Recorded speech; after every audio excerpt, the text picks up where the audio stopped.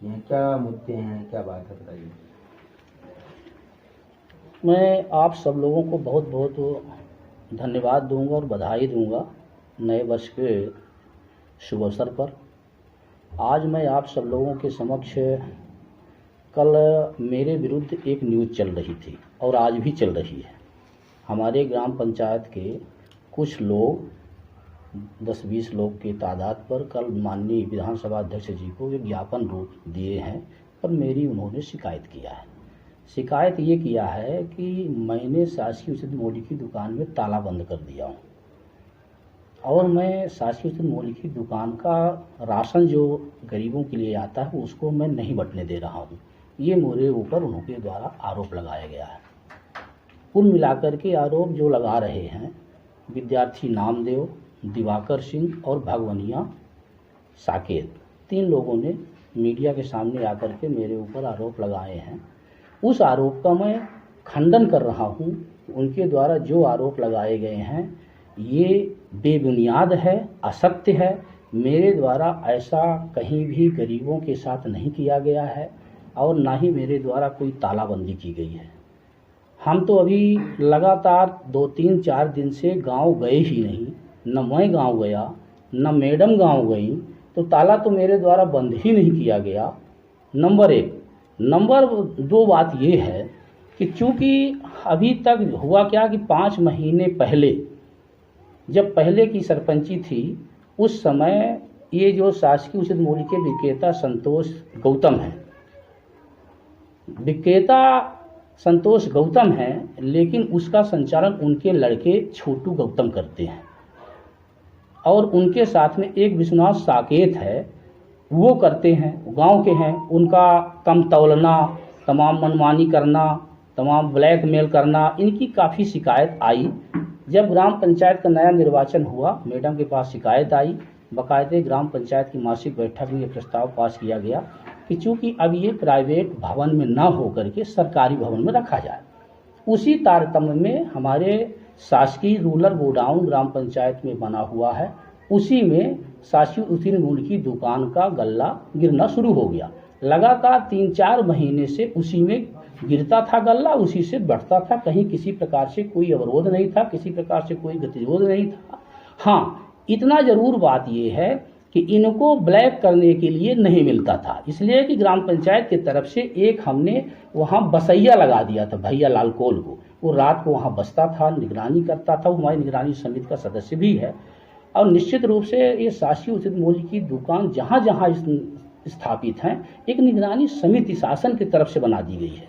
उस निगरानी समिति का चेयरमैन होता है ग्राम पंचायत का सरपंच, उप चेयरमैन वहाँ की उप सरपंच, पंच, कुछ हमारे अंत्योदय वाले होते हैं हितग्राही, अब कुछ बीपीएल वाले होते हैं। इस तरीके से उसकी समिति होती है। हमारा केवल इतना ही कहना है कि जब हमारा शासकीय उचित मूल्य की दुकान शासकीय भवन से संचालित हो रहा था, तो ऐसा क्या आवश्यकता पड़ गई कि इन्होंने उस भवन में ना रख करके एक पुनः उसी पूर्व जगह में लेके चले गए पूरा गल्ला रखने, जबकि शिकायत बार बार आ रही थी कि दिसंबर महीने का गल्ला इनके द्वारा नहीं बांटा गया। जब नहीं बांटा गया, फिर अचानक 4 तारीख को गल्ला आता है और सरकारी भवन में न रख करके मनमानी तरीके से सेल्समैन द्वारा प्राइवेट भवन में रखा जाता है। उसकी शिकायत ग्राम पंचायत की सरपंच महोदय द्वारा सम्मानीय कलेक्टर साहब को, एसडीएम साहब को, मुख्य कार्यपालन अधिकारी जिला पंचायत को, खाद्य विभाग को, फूड इंस्पेक्टर को और समिति प्रबंधक को, समिति के मैनेजर को, यहाँ तक कि डीआर अशोक शुक्ला जी को, सबको जानकारी दी गई। फूड इंस्पेक्टर जो हमारे विनीत मिश्रा जी हैं उनको दिया गया और ये कि बताया गया कि इनके द्वारा गलत तरीके से वहाँ रखा गया है और सरकारी भवन से वितरण व्यवस्था बनाई जाए। ये व्यवस्था हुई। इसकी शिकायत 6 तारीख को तमाम हो जाती है, हमारे पास रिसीविंग है 6 तारीख को, और सेल्समैन द्वारा 4 तारीख को 5 बजे एक लेटर लिखा जाता है कि चूँकि सरकारी भवन में नहीं जा पा रहा वाहन, चूँकि उस वाहन में 500-700 बोरी लदा हुआ है। सरपंच महोदय से संपर्क होता है। सरपंच महोदय का कहना ये रहता है कि भाई जो अन्य दुकानों का गल्ला है वहाँ पहले उतरवा दीजिए, फिर जो हमारे सूरा पंचायत वाला गल्ला हो उसको ले आकर के इसमें उतरवा दीजिए।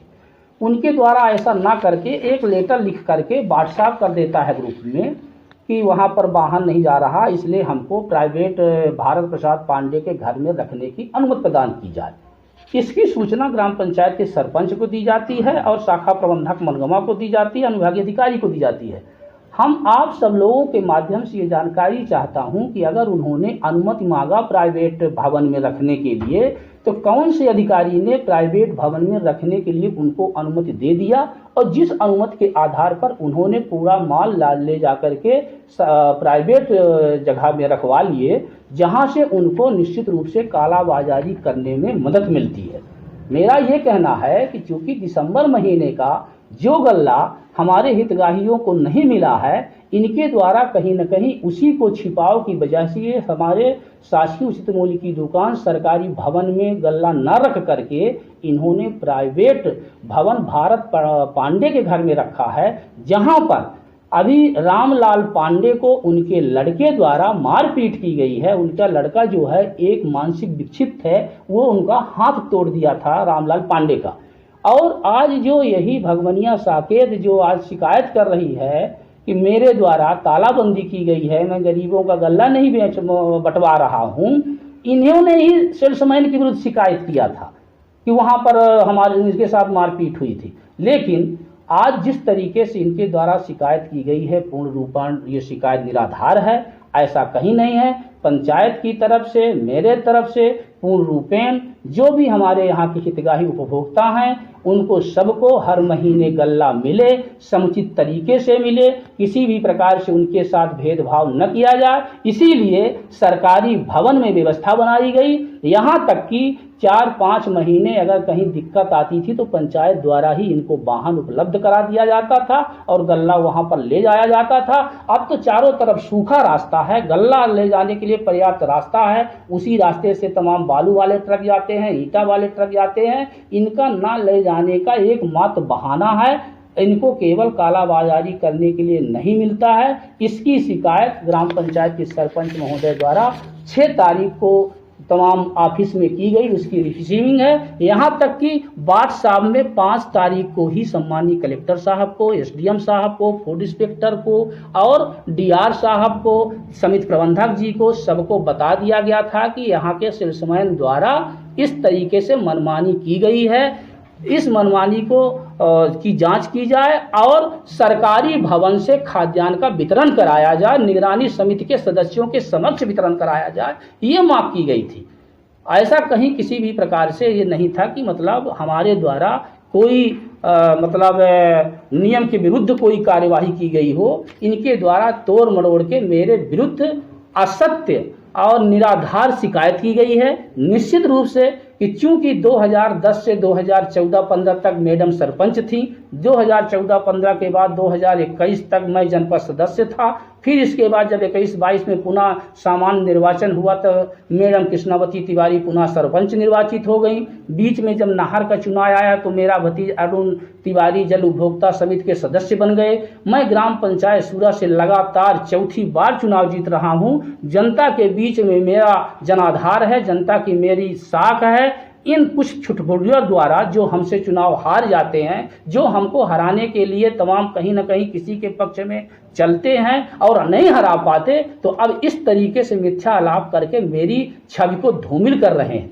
जिस तरीके से ये भगवनिया साकेत द्वारा ये कहा जा रहा है कि गिरीश गौतम जी, सम्मानीय गिरीश गौतम जी विधानसभा अध्यक्ष के नाम लेकर के मेरे द्वारा किसी भी प्रकार से कहा जाता हो, ये बिल्कुल असत्य है। मेरे द्वारा ऐसा कहीं कुछ नहीं किया जाता। सम्मानीय गिरीश गौतम जी की एक बढ़िया साख है। कहीं न कहीं कुछ विरोधी ताकत भी इस तरीके से लगे हैं कि जिनका सम्मान आगे है, जिनका बढ़िया मान प्रतिष्ठा है, उसमें ठेस लगे, ये षड्यंत्र पूर्वक है। मैं आप सब लोगों के माध्यम से जिला प्रशासन से, एसडीएम से, कलेक्टर से, सीओ से, फूड इंस्पेक्टर से और फूड कंट्रोलर से ये मांग करता हूं कि ग्राम पंचायत सूरा की शासकीय उचित मूल्य की दुकान जब से संतोष गौतम को दी गई है, तब से आज दिनांक तक की जांच विधिवत करा ली जाए। कितना इनको गल्ला प्राप्त हुआ, कितना इन्होंने किसको किसको दिया है, इनके पास है। मैं एक आप सब लोगों को और जानकारी देना चाहता हूं कि चूंकि सेल्समैन संतोष गौतम है और उस मशीन में अंगूठा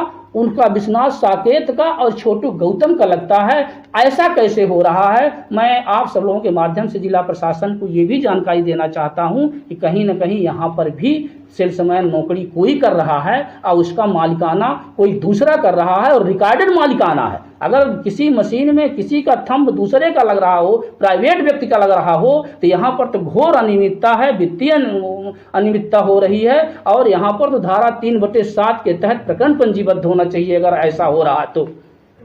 ये मेरा कहना है। और दिसंबर महीने का अभी तक गल्ला नहीं बटा, जिसके वजह से ये निश्चित रूप से ग्राम पंचायत के लोग अगर इस तरीके से आगे आकर के निगरानी कर रहे हैं तो ये तो प्रशंसा की बात है कि हमारे यहाँ से किसी भी प्रकार से किसी का कोई हक छीना ना जाए, किसी प्रकार से कुछ न किया जाए। जानबूझ करके, चूंकि ये हमसे राजनीति में हार जाते हैं, वोट में हार जाते हैं, जनता हमारे साथ है, हम दीन दुखियों की मदद करते हैं, अस्पताल ले आते हैं, उनको गल्ला दिलवाते हैं, राशन कार्ड बनवाते हैं, काम करवाते हैं, तो इनके पास किसी भी प्रकार से कुछ बचा नहीं है। केवल मिथ्या आलाप करके, मिथ्या शिकायत करके और ज्ञापन दे दे करके मेरी छवि को धूमिल कर रहे हैं। मैं आप सब लोगों के से ये भी मांग करता हूं कि ये विद्यार्थी प्रसाद नामदेव मुझसे चुनाव हार चुके हैं, इनके विरुद्ध अभी एक नोटिस जारी हुई है रिकवरी की।